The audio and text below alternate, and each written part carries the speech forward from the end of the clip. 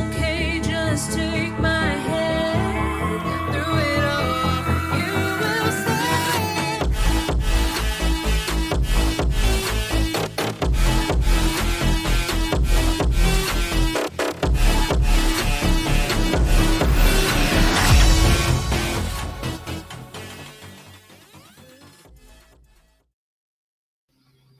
Good morning, good afternoon, good evening, whatever time it is, wherever you are. This is Gail of Gaia, and this is Free Range, where we graze on wild ideas. And I have with me today a wonderful guest. She's been on before, and she has a new book out, and you're going to love it, and we're going to talk about it. And I'm going to bring Patricia Cori on, and then I'm going to read a short bio about her so you have a good idea of all that she's been involved in. Welcome, Patricia. Thank you, my sister. It's great to be back with you. Oh, thank you. I love it. Well, I want to read this a little bit because people need to know all the work that you've done and your background. Because this information on this book is awesome too. Patricia Cori is an internationally acclaimed author and thought leader who has been bringing forth views on the underpinnings of global control for over 2 decades and a dozen books later. With the bold determination of an investigative journalist and the passion of a spiritual warrior, she reveals the truth about the dark agenda playing out in our world and what we can do about it as individuals and as a global society. Her purpose in all her works is to uplift the spirit and provide direction for healing the release of fear. The former host of the popular BBS radio show Beyond the Matrix, she has been a guest on hundreds of radio and TV shows, including CNN and Coast to Coast. Patricia is a visionary, and she's with us here today to share some of that vision. And what's happening in our world today is really wow. What can I say? Talk about mass confusion and mass... Anyway, so why don't you tell us a little bit about how you decided to write this book, and your book is called, I guess I should say, Hacking the God Code, the conspiracy to steal the human soul. And I think you talk about hitting the nail on the head. Thank you for that. How did I decide to write it? Well, that's an interesting question. The last time I think I was on, I told you that my prior publisher had cancel cultured me and wiped out all my books. So I started. Yes, that was horrible. I couldn't believe that. It was interesting, but it was so liberating. There's always the positive side to everything that happens, even though. That's good. It's like, oh, excuse me, all my body of work is history. So I've been republishing those books, and they're available now for people. But then I got an offer from another publisher who asked me to come up with a new book for them, and I had been brewing this book in my mind and thinking, am I really willing to take the plunge to put myself in the lion's den when it comes to speaking the truth? I mean, I've always spoken the truth, and I've always pushed the envelope because I started doing this work 25 years ago. So for what I brought forward then was also pushing the envelope. But the difference is the envelope is much more full of spiders and tigers and bears. Oh my. Exactly. So when I did produce the book for the new publisher, they decided that it was too controversial for them. And isn't that interesting? Thought, okay, this is getting a little old now as far as being told my books can't go out. But I decided, okay, well, that's fair enough. And I thought about, should I publish it myself or not? And I went through a little period of contemplation because I knew that, poking the bear, eventually this bear is going to roar at me. But, yeah, exactly. I confronted whatever that looked like as far as fear. And because my message is fearlessness, I decided, okay, girl, step to the occasion. I applaud you for that. I really do, because that's what we have to do. We have to just be willing to know our power and to step forward and confront. Never like now, because, now we are clearly in Armageddon, which is one of the messages in the book. It's not a biblical reference. It's real. It's happening. We're in it. And so we all have to find our power now and understand this is the battle of the darkness and the light. And if we are the light by cracky, then we better stand up tall. And I Well, think cracky, get cracking. Do your part. Whatever you're capable of doing, get out there and do it. And that's why I just started providing these little video shorts where it's something like just make somebody smile, raise the vibration.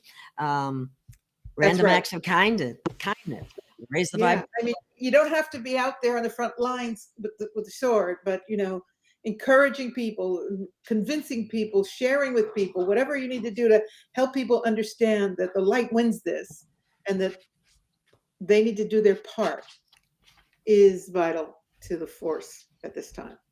Definitely. One of the things I said, you describe yourself as a metaphysician. You want to explain that to people? Yeah, in the introduction of the book, I said, I'm not a physician, I'm a metaphysician. So, that was sort of my disclaimer. But obviously, a metaphysician is one who examines reality from many dimensions, from many perspectives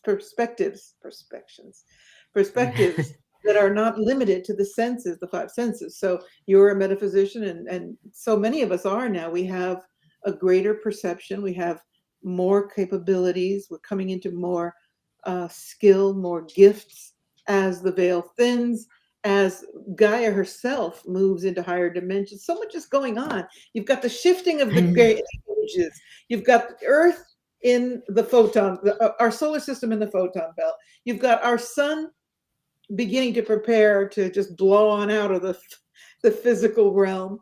And it's no wonder that we are in such a state of upheaval. Everything's shifting. What about the solar flash? Have you? I didn't buy into that too much because these things come and go, and everybody's it's always the next one. It's the asteroid, the solar flash, the Lion's Gate, and I don't buy into these things very much because I don't project into the future very much. I'm in the now, right now. That's where we're all supposed to be. That's where you manifest, is in the now, not in the future and not in the past. Whether it's the solar flare or the arrival of good aliens or whatever that futuristic thing is. Meanwhile, there's all this noise over here. So I'm interested in this noise over here and how I can affect change in my world, in my outreach as far as I can, as much as I can. Well, based on your research and what you think is going on, do you feel that the people have to learn how to have to learn, I don't want to put it that way. We got to stop complying. People have to stop complying with and apply critical thinking to some of the things that they're being asked to do, because they have a choice, but they don't think they do. This is probably the most important thing that comes through the book is it's time to understand that we know that we've been lied to. We know a lot of things that I don't need to explain to your audience. But the point is that it is now time to take all that information, even information we get from truthers and, the daily up and down of reporting that we hear about every aspect of what's going on in the outer world. Now is the time to find your power. It's show and tell time. We see, they've got this election coming up, if it happens. We have these imminent arrests, all kinds of things are happening. But in the end, the most important thing right now is that people gain their sovereignty. They take back their sovereignty. They refuse authority, which is one of my favorite areas of discussion. And say no. I'm right there with you. No, I'm not going to do that. No, thank you. No. And when I tell people, for example, about our favorite subject that we can't discuss that starts with a V, they're going to have to kill me first. I'm not going to do it. I don't comply. That's the end of discussion. So they may. And somebody said to you, but what if they do? I go, then I'll be dead, so it won't really matter.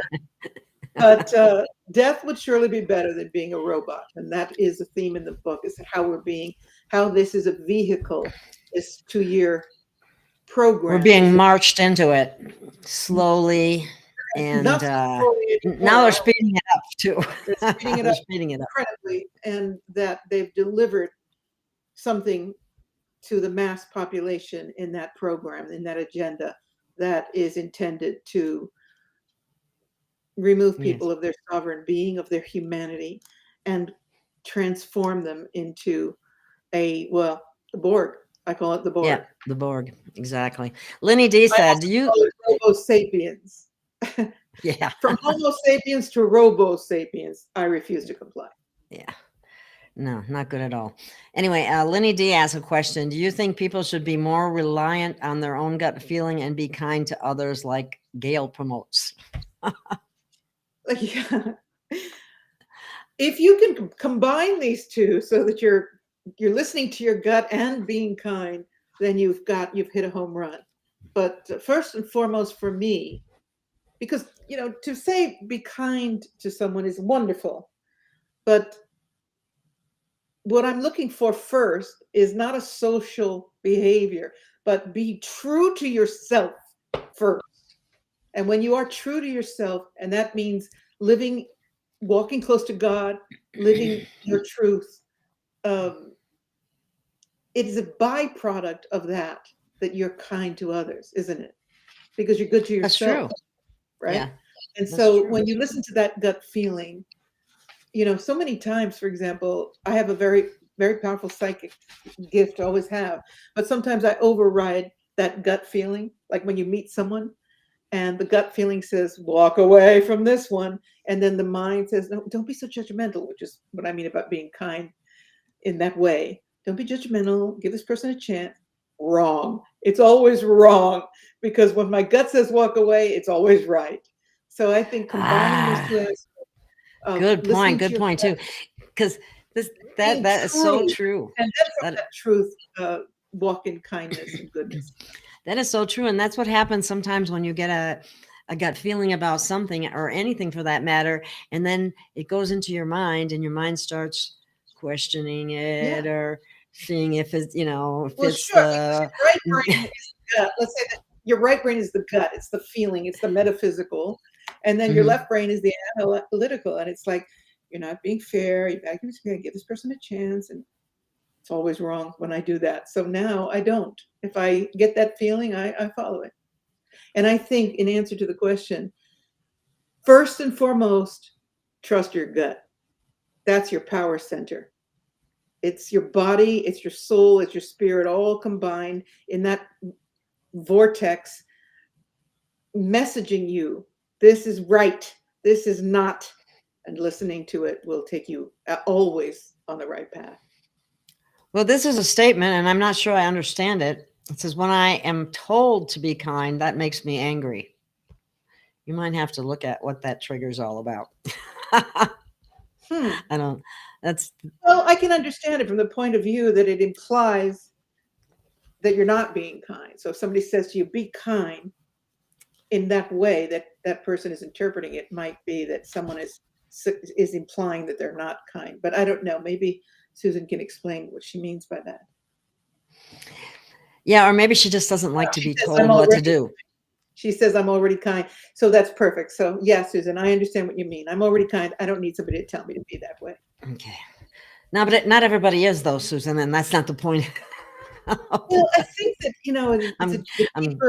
the deeper aspect of this question is that so many people are triggered right now. They're angry, they're fearful, and a lot of people who have taken the Kool-Aid are now saying, oh my God, because I don't know if you've heard about, the Supreme Court in New York just overturned the mandate, and now all the people that were fired have to be rehired. Have you heard this? Yes, that's And true. so, And back pay too. yeah. And considering that New York is a liberal place, that's huge. And so as this information comes out, and my book is also bringing out this information, the people that have acquiesced their power are starting to say, well, hold on a minute here. I was told A, B, C, and D, and now you're telling me that I didn't have to do that? And what have I done to my body? There's rage, there's anger, there's fear, there's a lot of it, emotion here that's triggering people insanely, not to mention the fact that society is being driven into two different camps of division for purposes that we understand are political. Mhm.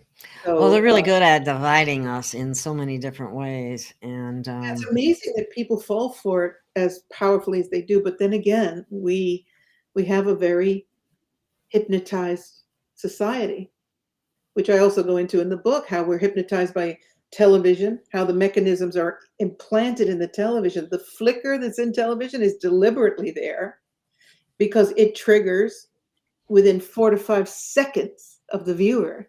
It triggers a submissive state of mind so that the program can go in.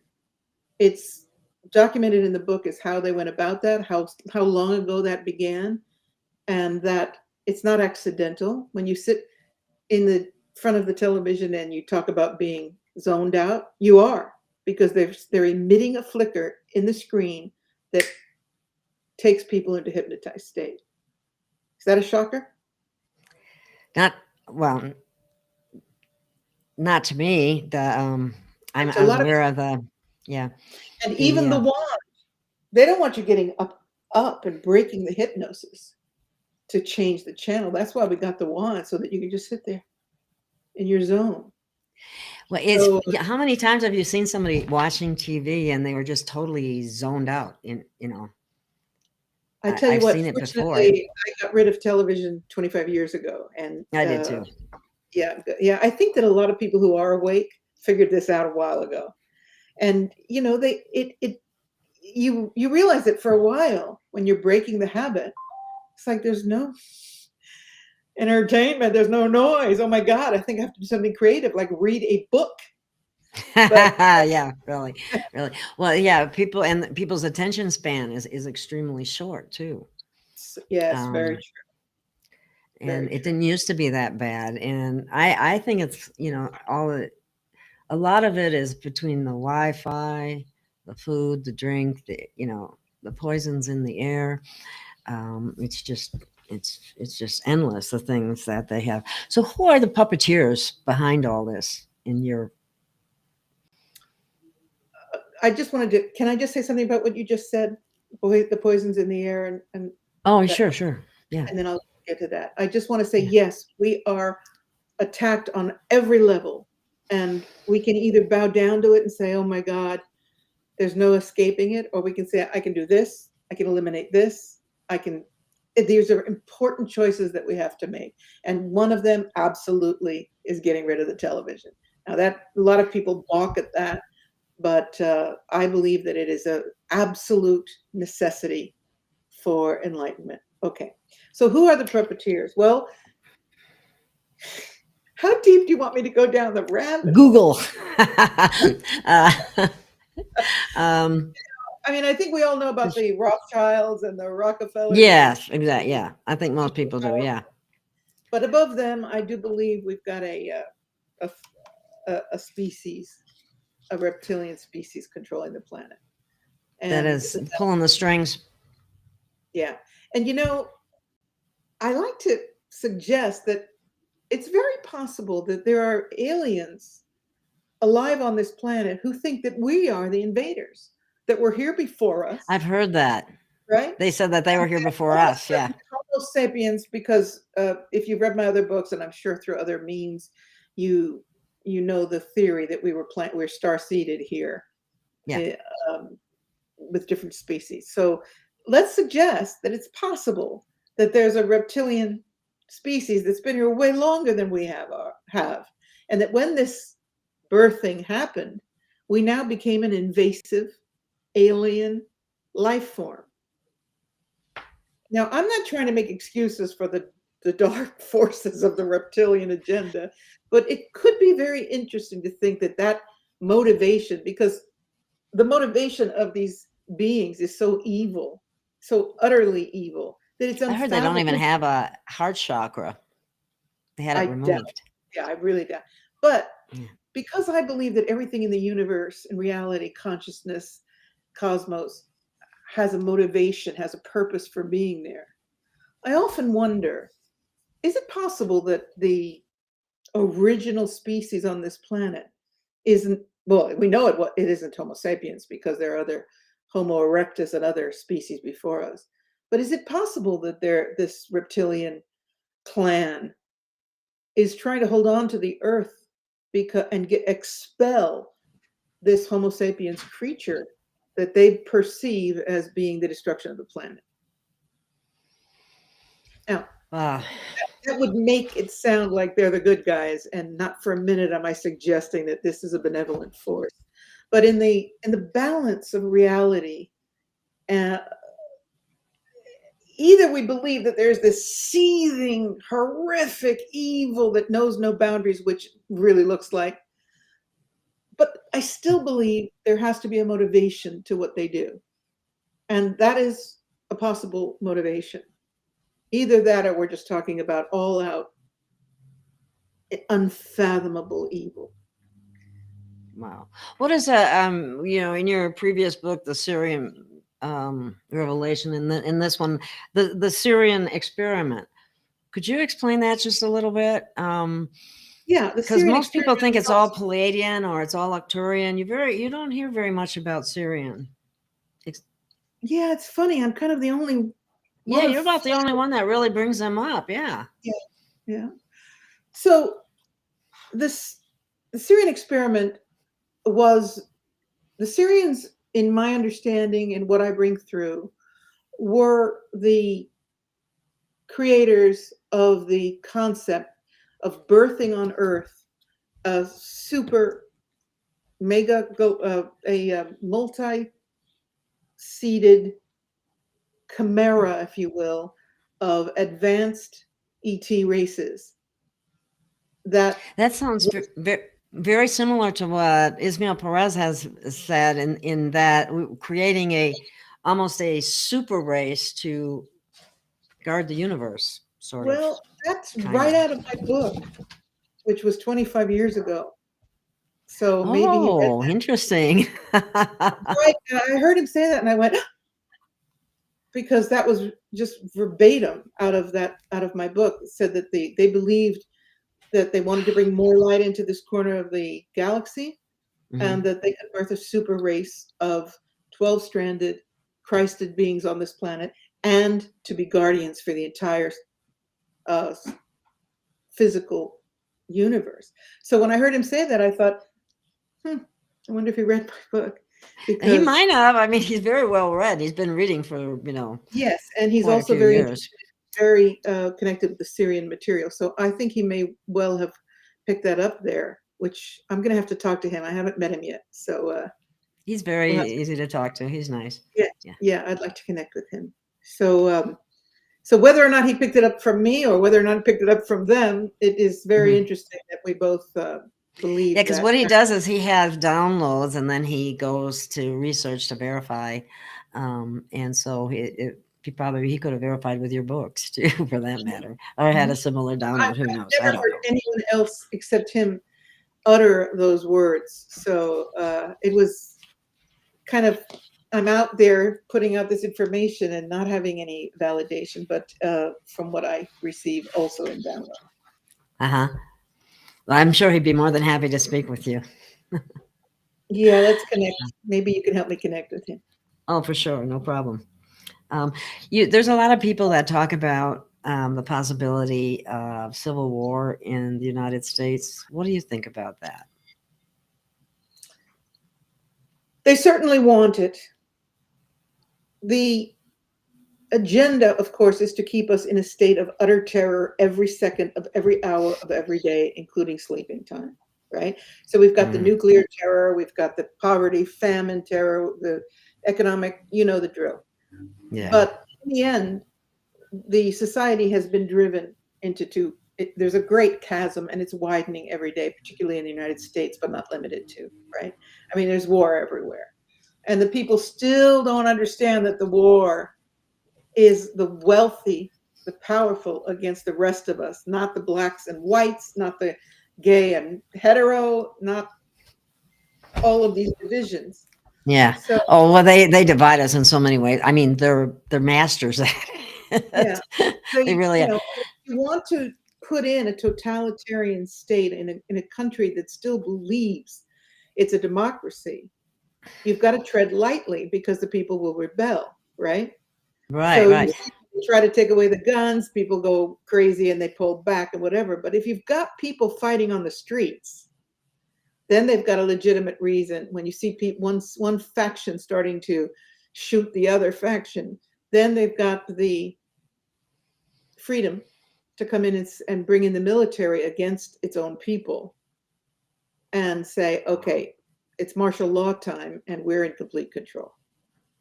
So this is why the white hats are trying to stave people off on reacting, because we know that Mr. T, they're saying that Mr. T is going to be arrested, and they're fearing that that's going to drive people into insanity. And I think they're doing all of this on purpose because that's what they want. They want civil war. And They use it as an excuse to wake people up, and you know, there are a lot of people that are still sleeping, and maybe it will wake them up. But yeah, I mean, you how know, far are they going to let it go? sometimes Yeah. I think, you know what? Let it blow. And let it blow, because all of this restraint and all of this Rip the Band-Aid off. that's exactly right. That's exactly right. Let's see what happens here, because we can't stay in this state of tension forever. No. Something has to rip, right? And No, and yeah. the problem And is if a civil war breaks out now, they can bring in martial law and really, you think you've seen lockdown? So well, it's see, a now very I've heard all kinds of different things. You know, the other aspect is having martial law so that they can arrest some of these people. But now I heard this. This really blew me away. That what they're saying is they're in the tunnels and they're rescuing people and rescuing children and all that. Actually, people are disappearing, and they're actually going into the places underground that they've prepared, the cities that have everything that you could possibly imagine or need, while they feed the surface population all kinds of BS about what's really going on. And how do we know? Unless we have people, average down to earth people, doing and recording things that they see happening and reporting it to others. How do we know that? Because the media has been lying to us forever. Yeah, and so has a lot of the truther media. So when I read about how the tunnels are being bombed and they're bringing out all the children, it's like, where are these children? Where Can are we see these the pictures? Yeah, well, then they say they're off planet being healed. Yeah, right. That's convenient. The Isn't it? the truth that we know for sure, and I don't want to sound like I'm paranoid, but I am when it comes to government, but Small wonder. what we do know for sure is that there's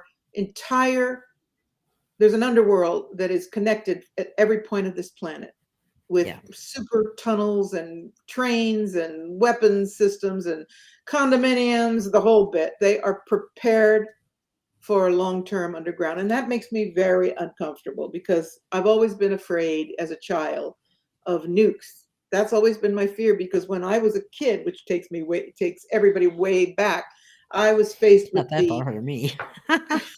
with the standoff, with the nuclear crisis with Russia, with JFK, right? Oh yeah, I remember that too. Yeah. Oh man, I mean, that was any minute now. Yeah. Or you're gonna duck and hide under your desk, right? And I was always a kid. I don't want to say I was a bright kid, but I was a challenging kid. So we were doing these ridiculous drills, duck and cover, where, we're being told about nuclear fusion, nuclear fallout, whatever. And then we have these practices. A lot of people don't know about this, or too young to know, where we were told to jump under the desk and cover, and that was called duck and cover, and this little teeny tiny desk. And so I said to the teacher, "Excuse me, but if nuclear fallout is a problem, how is this a solution? I'm not getting it." Talk about illusion, right? So, but what we do know is that this underground exists, and so that makes me uncomfortable, because it means that they've got their asses covered. However, I also believe that these underground worlds are being I do believe they're being chopped up. I mean, let's not forget Lebanon, what went down there with the bomb, right? Right. And the tunnel was under there. So I think there's a lot of different aspects to this issue. I don't think that all the bad guys are going to be crawling down into the underworld while we rot away up here. I don't believe it. Because I don't let's either. not forget one important thing. They want to own the whole planet. They want the golf courses. They want the resorts. They want the Palm Beach mansions for themselves, right? Hmm. So I don't think they're going to nuke the planet. That would be stupid. Hmm. Well, the what they said is they'll go live down there during whatever this event and all these things that they anticipate are happening, and then they will reemerge. You talk about civil After war. the You talk surface about, population is probably 3/4 dead or something. right, but are you talking about nuclear war or are you talking about civil war? Oh, I was talking about nuclear war, See, but okay, I don't so think there'll I'd ever like to be say this nuclear to war the anyway. audience. Huh? I'd like to say this to the audience. The Okay. idea that there can be a minimal nuclear war in Ukraine is hysterical because we Ridiculous. have on this planet the nuclear power between all the countries, and they're all triggered to go off automatically. Okay. There's enough power to blow up the planet 2,000 times. So the idea that you're going to have a little nuclear bomb in New York, it's a joke. If nukes start flying, we are in the stratosphere. And that's why I don't believe, number one, that they will do it. And I also don't believe that the forces that are observing this planet will allow that to happen. We know there has been alien intervention several times in nuclear silos. Yes, they've actually Right. stopped They've they push the button, nothing happens. They Yeah. try to send off the nuke, nothing happens. And That's people right. need to have that knowledge behind them because they can scare the pants off you with the idea of a nuclear exchange. And you know what? These idiots have killed planets before. I mean, look what Yeah. happened to Maldek. Look what I But mean. let's not forget that the United States is the only country that has used a nuke on another country in our modern civilization. So everybody's pointing the finger at Putin, this evil Putin. Quite honestly, I think Putin is a good guy, and thank God he's someone who's trying to get the word Someone out took the about. bull by the horns, and it was Putin that did it. And it's even Yeah. been predicted by people like Edgar Casey and or Nostradamus. Some of them, I don't remember which one, but I've always put up with nonetheless, a lot of shite because I've been, favorable about Putin. I've heard him say things that just blew me away. And, he stands up to the New World Order. So he does, and he was a yeah, threat to the. That was even set by I think by one of the Rothschilds or something, that he was a threat to the New World Order a long time ago. And good for him. At least and somebody he has is, the guts to do it. And let's not forget that Gaddafi was destroyed because he didn't want to be in the international monetary system, right? Right. That's why they killed Gaddafi. That's why they killed Saddam Hussein. That's why they went after the leader of Syria, and so on and so on. And so Russia now is like middle finger to the New World Order and bringing Russia to the gold standard, and then bringing China into it, India into it, and all of a sudden there's this BRICS, and that is a huge matter at this time because we're seeing them lead the way to the gold standard economy. Yeah, and we have people, Americans, thinking that we're all that, and the other countries are doing it before us because we have allowed what's going on right now with the administration, the fake administration, is still being recognized, and people are act like they're okay with it, and I don't understand why they are. I can't even stand watching them. You're hypnotized. But anyway, yeah. I mean, I've seen, what little advertising I see about America from coming out of America, or talk shows. I mean, like the one where they're all dressed up like needles. Have you seen that one? They're all dancing around about getting your V. Oh, yeah, yeah, yeah. Oh my I, God. I, Yeah. I watch it, of course, because I watch very critically these things. And I go, what kind of mind would find that humorous? Because it was a comedy show. So they're all dancing, and the actors, they were dressed up like needles, and they're dancing around about how cool it is to get your V. You got to go out and get your V. And I thought, seriously, what When have they level? ever done anything like that ever before, for one thing? Yeah, is it for children? I mean, who is this directed to? And what kind of mind would find that entertaining? And if so, how big is the problem we've got to get people to come around to understanding the truth? Right? I don't And know. the It's answer is that I've always said this, I'm sure I've said it before on your show. It's not until we're up against the wall that we react and we move into action. So we have had it fat cat for many decades in the Western world, yeah. right? Mhm. And now we're up against the wall. And because when you're fat cat, who worries about killing the government? You're too busy having your 2 cars in the garage and your pool parties and whatever. And so now we're up against the wall.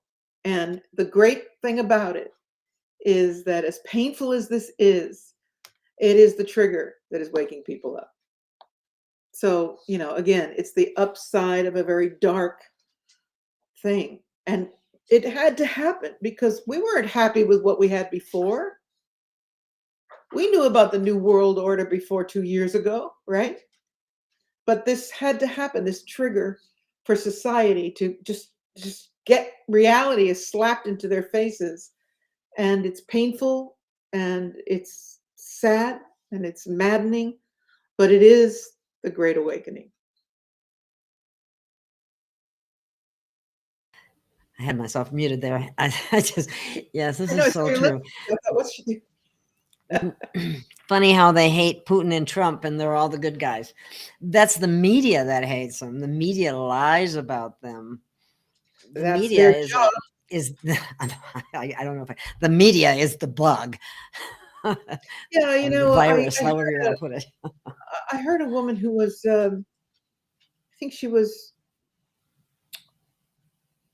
from China and immigrated into America. And she said, Americans need to wake up. You don't know how bad it is. I'm from China. I got out. She said, you're looking at communism taking over the country, silencing. The first thing they do is take over the media, and you're still believing the media. So, but it's crumbling. You can see that it's starting to crumble. I'm so excited because I wrote this book, and when I was writing this book, it was even more dangerous to put it out than now, because More is now coming out now. Yeah, I agree with you. More is coming out now. It's not. I don't think yes, it's quite a as lot is coming dangerous. I out. It's mean, they really might. a lot. A lot is coming out, and then we have this crescendo. It's like we can feel like something's going to break here, and I think that around this election, if there is one, we're going to see Mhm. a lot of big turmoil. Yeah, well, it's a toss up whether we'll actually see one at this point in time. Yes, I agree. But the other thing that I thought was rather interesting that was brought up in your book is they used to call it the Internet of Things, and now they're calling it the Internet of Bodies. Yes, well, if you listen to Harari, who is the WEF Oh God, he's spokesman, horrible. Yeah, I know who you mean. he has been quoted as saying, we now have the capacity to hack human beings, which he said that after I came up with the title for the book. So I was like, oh my God, here it is. And that the idea is to hook everybody up to the Internet of Bodies, which is by implants, wearable devices, and the software that's coming into your brain from your devices like the phone, which is something I think you shouldn't. People say, oh, come on, Patricia, you can't live in the world like today without it, but keep your phone as far away from your body as possible. But they are training people to be hooked up to Computer Central. So the That's Internet why of you You see Is that people walking down the street. I'm guilty of it myself. Looking at, while they're walking, looking at something on their phone. Did somebody call me? Did somebody text? Whatever, kind that's of thing. crazy? I mean, it's almost, they call it a cell phone. It's your cell So right. with the phone. I heard somebody was doing a video and he said he was a martial arts guy, and he said, "People, I was in Las Vegas the other day, and not a single person was looking where they were going. They were all walking down the street like this." He said, "There are some serious villains out there, criminals, that are just looking at you going, oh, who do I pick off first?" Be aware of your surroundings. My God, when you're walking down the street, put your phone down. Be aware. I've seen people walk into poles. I've had people walk into me. It's shocking to me. I'm not addicted to the phone at all. I use it minimally. And I just beseech people, think about what you're doing. You want to be in the now of your life. Get rid of these devices. They're programming them to Program you. reach more and more into your brain, not to mention what the radiation is doing to your body. But we know that there will be soon, you will not be able to access the phone without what do they call it? Biometrics. Oh, yeah, And yeah. Biometrics, yeah. the Internet of Bodies is how we will all, I won't, be hooked into this computer central, the cyborg concept, where you will receive messages. They'll be able to pick up your heartbeat, your breathing, God knows what other aspects of your physical being, and your brain waves, right? And they can affect your brain waves, your emotions, and they can even put thoughts into your head. I mean, let's face it, their Yeah. technology is so much more advanced than people realize. It's not funny. Yeah, and this is so deleterious for the human spirit, much less for the body. I mean, there's like 500% increase in brain cancer in children. How Look at could that, you 90% possibly raise. destroy a cell phone? Come on. Yeah, they In the book start I at mentioned, childhood playing with those things, with yeah, tablets and so on. in the book I mentioned that Gates and also sometimes I forget names. I think it's a senior. Steve Jobs, Thank you. the other guy.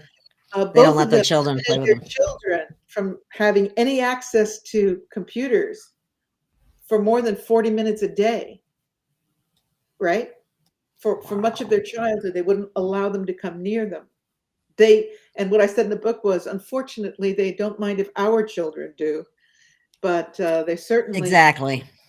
didn't want their children to. So maybe we should look at that and think, well, what do they know? Which we know they know everything about it that we don't know. And maybe we should do the same and back away, because you're in trainment to the point where you're not even looking where you're going. Like you said, it's yourself.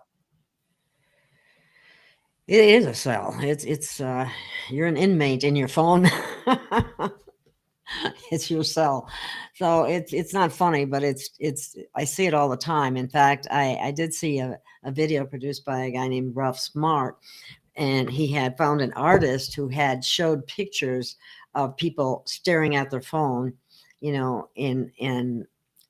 and then showed a picture from years back where people were, like a group of kids, they had a wagon, they had different just stuff, not a phone that's sending out a frequency that's mind controlling them. Not to mention that I think that frequency, or those EMF frequencies, interfere with your ability to connect with upstairs for clarity to some. Yeah, and I'm not decrying the technology, because we're on technology now, and it serves in many ways. But my point, I think, is to recognize, number one, you've got to reduce it as much as possible, depend on it less and less, because they're going to crank it up more and more and take away more liberties from you because of it.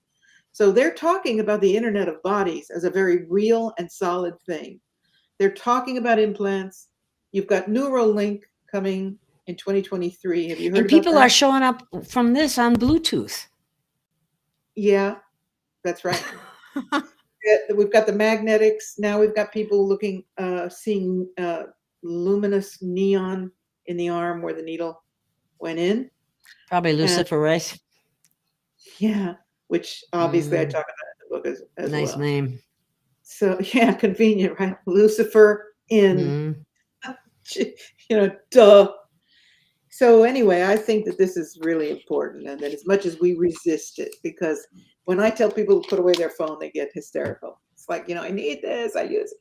And you don't need it when you're walking down the street. So Well, you need to it's ask when, yourself, what is so important in this little tool that I cannot take time to be aware of my surroundings? And like this guy said, the martial arts guy, he said, you need to be present. He said, there are people, criminals, more and more criminals and crime every day.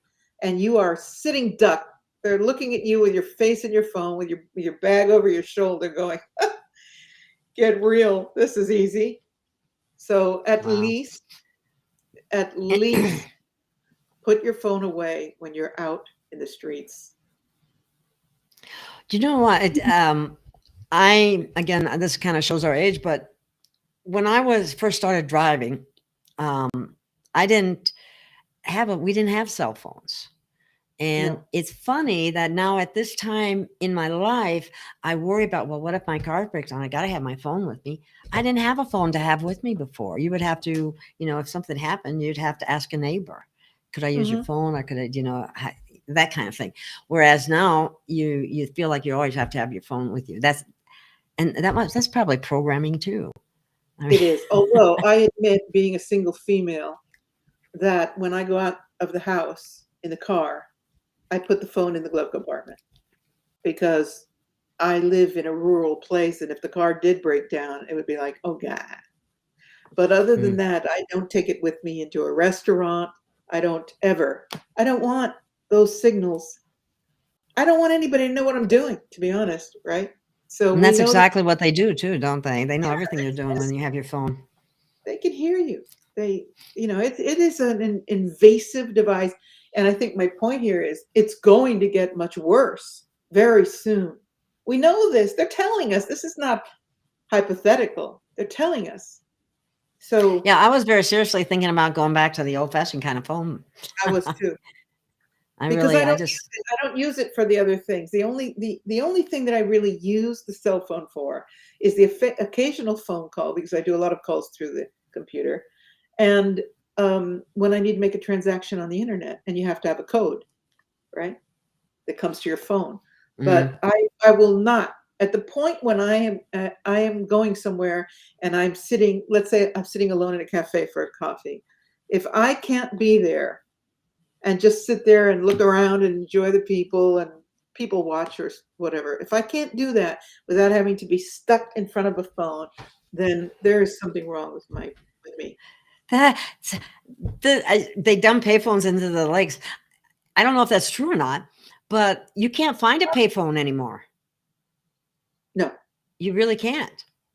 no, they became obsolete. But try it. Try. Oh, so somebody said the same thing. She leaves it in, or she or he leaves it in the car. It's good to have it for an emergency, but you don't have to take it out with you. So you don't need to be talking to somebody walking down the street. Give yourself that leverage and think about that. You need to be cognizant, whether it's cars racing down the street while you're walking, or walking into another person, or as we see crime rising dramatically. Well, as the That economic situation gets worse and worse, it's going to be, I mean, unless something is done, if you're because hungry enough, you will steal to get and we your food. see the crime rates are extraordinarily climbing. So I was just the other day, I was out, and this woman was sitting in the cafe, and her purse was on the other chair, and she was talking with her back to her purse, and animated gesticulating, whatever. And I thought, we don't have much crime on this island, but this, you just can't be that distracted. Like, be responsible. If you're carrying a purse, somebody might want it to have it, or snatch your baby, right? We Mm. know they're snatching children all the time. You're sitting there talking to your girlfriend, and when you look back, your baby's gone. It happens that quickly. So this is an important thing. I don't think we need to dwell on it, but I think it's important for people to think about being more conscious, more consciously aware of everything around them and how this technology, television, the cell phone, etc., is sucking them away from that Right. presence. Consciousness is everything, and your consciousness is impaired around that kind of equipment. Exactly. And Um, when we talk about raising consciousness, ascension consciousness, and all these aspects that we so love to talk about, we need to address the fact that the glued to the cell phone behaviorism is contrary to those goals. First of all, you're absorbing all that electromagnetic radiation. And secondly, you're giving everything to the device. It is more important than your children, the traffic, what you're eating, right? So it's really important to think about it and try to wean yourself off a little bit. yeah, it's definitely a problem. There's no doubt about that. Well, I think one of the things that we need to cover a little bit too is that the very title of the book is Hacking the God Code. So how, why don't you give us your perspective on that? Let me put it that way. So the theme in the book is that the DNA is a roadmap from divine creator. And that if you think about the DNA and its four nucleotides, TCAB, they respond to, they're a code, four-letter Mhm. codes. It keeps reappearing in different segments. I mean, you've seen the charts, right? And it's, Yeah. I believe that in that code is God, prime creator. I don't like to use the word God, but Yeah, I prime know what you creator. mean.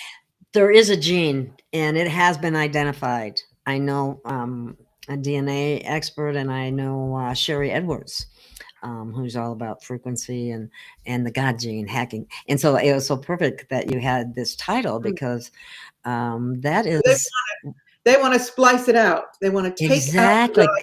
They want to splice it out so that they can put it in themselves Right, if they because don't have it. So, in the book I talk about CRISPR, which is a new technology, relatively yes. new technology, where they can identify this segment that they want to cut out. They can cut it out, and then can they put in whatever they want? And could that be 666? Right? That's a primary theory in the book. They're Yeah. hacking the God. They want to hack out the God code because they want us to be lightless, disconnected, soulless beings. Yes, And and then you have a chapter of what was it called? You called it Souls in Shutdown. mm, Perfect title because that's exactly because it's not good enough what's for them to happening. kill us. If it is in fact a satanic force that is taking over this planet, its goal is to darken the planet. Like they want to block the sun. I mean, besides the chemtrails, again in the book I talk about this other program that Mr. Gates has come up with, where they want to send in balloons up into the stratosphere and disseminate carbon substances calcium, that will diminish the sunlight. They don't want light. They don't want sun. They don't want anything that resembles light because they're kind of Slytherin kinds of guys, right? Darkness is their field. So they do not want light within us, and they're coming for the DNA. And they They're even stealing our light, they want basically. to. They They want want to. to. They're trying to. Well, yeah, and unfortunately, we've had some reports back about the after effects of the program Yeah, well, doing that's the point. exactly. That's how they, I mean, we know that the MR, may I say those words? Letters? I think so. mRNA. Yeah. Um, So that is coming through the agenda and into your body. And that is a messenger that says, no, you're going to do it this way. And interrupting the natural flow of consciousness within the DNA. So in other words, it's telling the DNA that knows exactly what to do. No, you really don't know. You're going to do it this way. And that is altering the DNA of our species. And that's their Just like intent. they altered the original creation, Yeah. knocked off all the strands of the DNA and a third pole, I believe, as well. And in the book, and I we're talk able to about get away how with it. That's the the 10 sad part. strands that are that are junk are actually probably going to be our savior. And a couple of people have said, what did you mean by that? What I mean by that is they haven't found a way to get into that yet because it's still disassembled. So those 10 strands of DNA that are 90% of our DNA are floating around unidentifiable, non-coded DNA is what they call it. And my thesis is that when we start reactivating that DNA, we will be able to alter the damage that's been done to the two-stranded DNA that they've been able to code and interfere with. That's one of the theories of the book. You follow? Mm-hmm, mm-hmm. Yes. So, Wow. but, obviously, don't take it ever. And if you have taken it, don't take any more. And the book is proposing that there are a lot of things you can do to alter that reality that have to do with sound, solfeggio frequencies, DNA activation, mind over matter, et cetera, which I provide in the book. Yes, there's, like I said, I haven't gotten all the way through it, but it's very good and it's very timely and it is sensitive because they don't like us to talk about those things. But I'm glad people have the warrior spirit to do so anyway. And I think that we can talk about it without triggering the automatons. And another thing is that more and more of this information is coming out. So they just can't stop this tidal wave, the flood. Exactly. They can't. They're trying. But when you start hearing things like what's going on in New York, it's like, oh my God, we've lost the plot. We've lost control. Mm-hmm. Wow.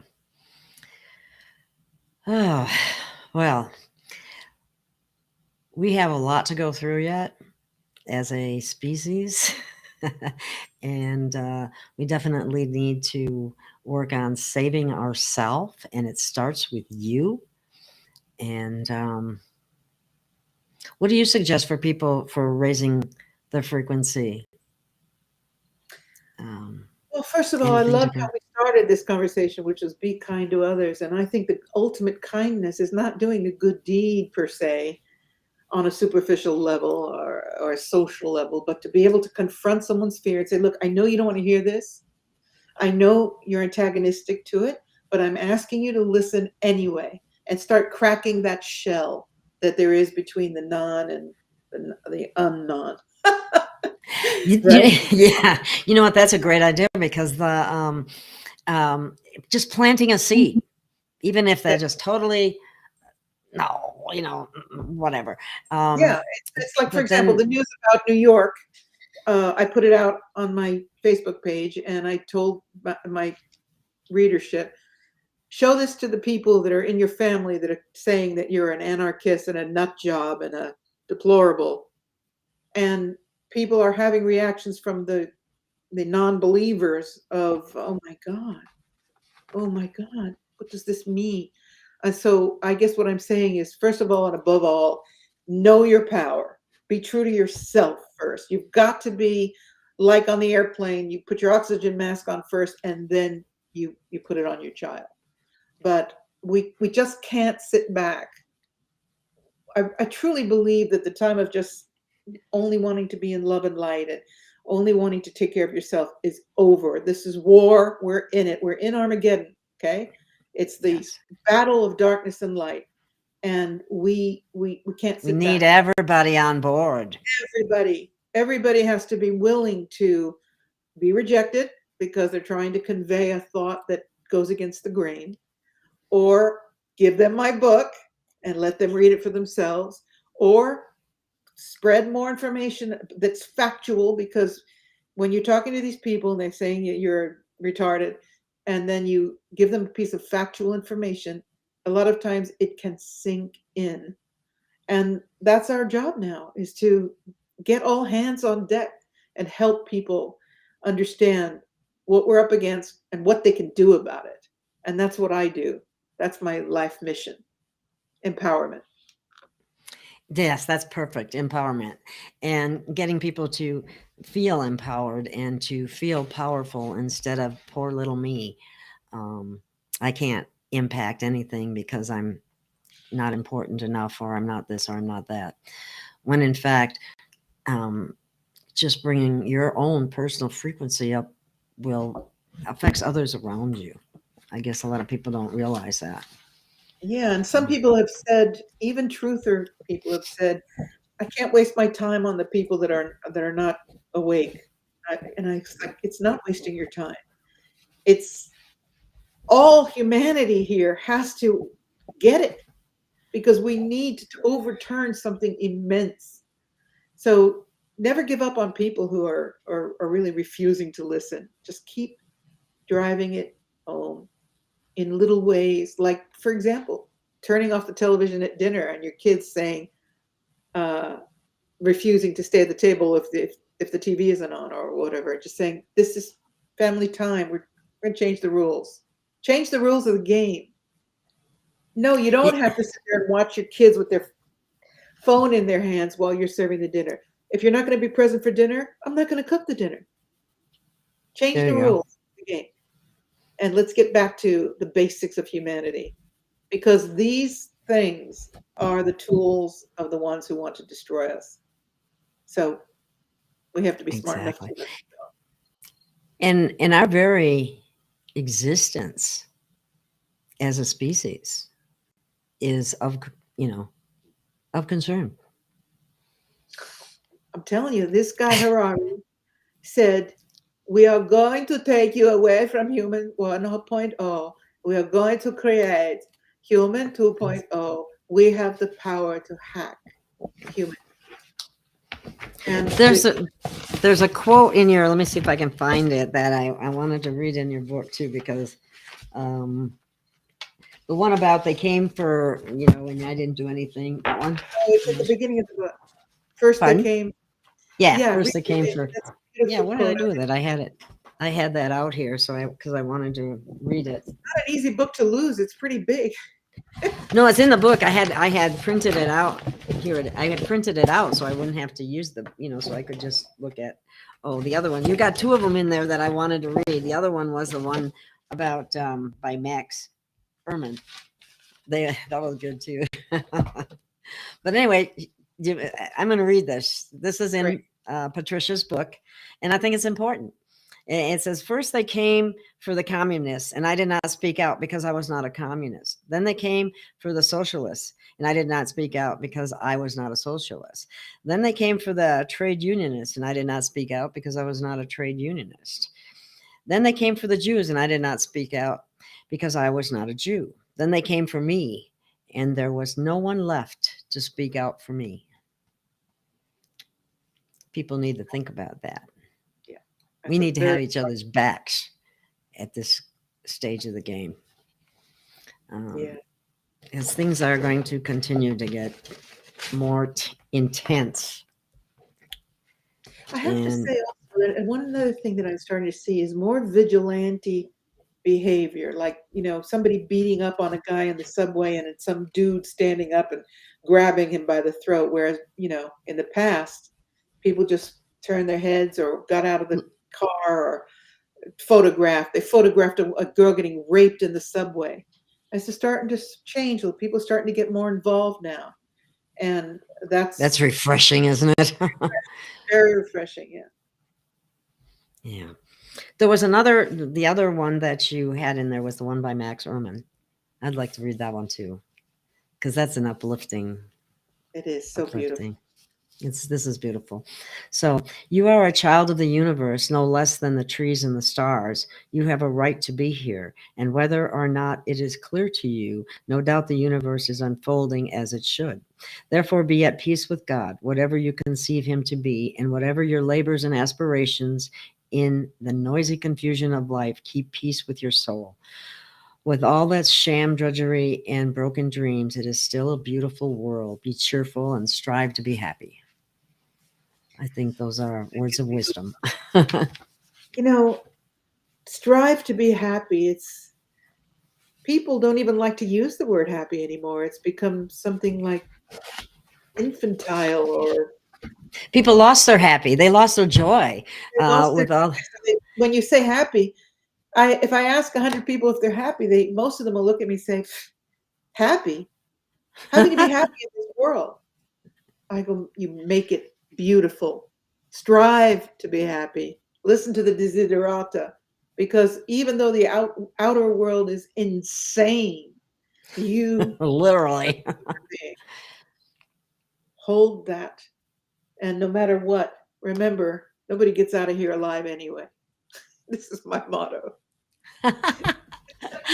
That's true. And there is no death either. So what difference does it make? Exactly.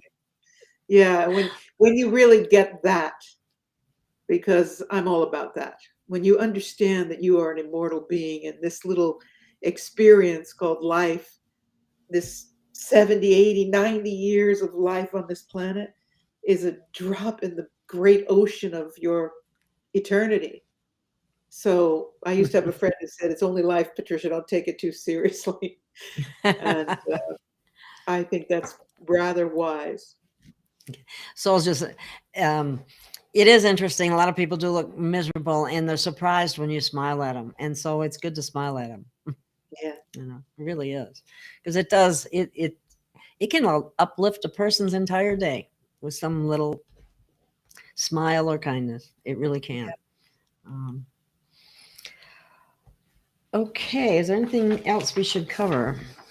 You know, I was thinking, it came up before, but we could do a show with you and Ishmael on free range sometime. That'd be if you'd fun. like. Sure. I'll see if I can arrange it. Yeah, Okay. that would be really good. That would be fun. It would be. Let me see if there's any. Um, I'd just like to add, because we've talked about some of the more difficult aspects that are covered in the book, I'd like to add that this book is about empowerment. And even though I present a lot of difficult things like the New World Order and the Armageddon and the transhumanist, it's always with a message of look at this. Don't be afraid to look at the darkness. Come with me. Look the beast in the eye. Once you look the beast in the eye, you can never be afraid of it again. And that fear of the beast is how they get you. So this book is about getting rid of that fear so that you unplug that vibrational feed line that they suck your juice out of. And instead, just come on, let me see your, because people have said to me, aren't you afraid this book is going to put you in? No, I'm not afraid. If I was afraid, I wouldn't have written the book and I wouldn't have put it out. So damn the torpedoes. Let's go. Show me your stuff. And I'm fearless. And when we get to that, which is why this book is out there and why I wanted to do it, to more people to be able to say, all right, let me see what you got. The monster. Let's see. Bring it on. And I use the metaphor of the Wicked Witch in Wizard of Oz. When that light shines on her, or what is it? I don't know. Water, right? And she sizzles down and turns into a puddle. The light burns. They believe that the light burns. They're terrified of the light, the dark forces. And so shine the light and let them see that it doesn't burn them, but nonetheless, it diminishes their power. And that's what we have to do. And so that's as the frequency goes up, that bothers them too. That's not the kind of frequency and a lot they of want. times it just when they realize that they can't have your energy, they just shrivel because they feed on that. Remember, they feed on fear. They're parasites. us in fear all the time. That is the vibration that gives them power. And so if you don't give them any fear, they shrivel. So that's what I'm saying. Look the beast in the eye, right in the eye, and be fearless. Absolutely. Thank you so much for your time. I think we pretty much covered most. Do you want to cover anything else? Is there anything that we missed or that you want to bring up? No, I'd just like to please implore people to go out and get this book, Hacking the God Code. It's available on all the online stores, or you can order it in your bookstore and use it as a tool to empower yourself and hopefully share it with some of the people that don't want to hear it, and let them get some firsthand information. Might help them get clear. That's my mission. Absolutely. And it's a very good book and it's an easy read. And I think you'll find it fascinating and enjoy it a great deal. So thank you so much for listening. Thank you so much, Patricia. I'll get back in touch with you and see if I can arrange another show with this meal. That would be That great. would be fun. That would be a fun show. Yeah, for sure. Okay. So thank you. Bye, everyone. And we'll see you again soon. And thank you for all your information and time and all the hard work on that book. It's I just good, hope though. everybody loves it. It's good. It's wonderful. Thank you so much. Thank Bye-bye. you. Take care. Thank you for all the good work you do too. Whoops. We'll stay.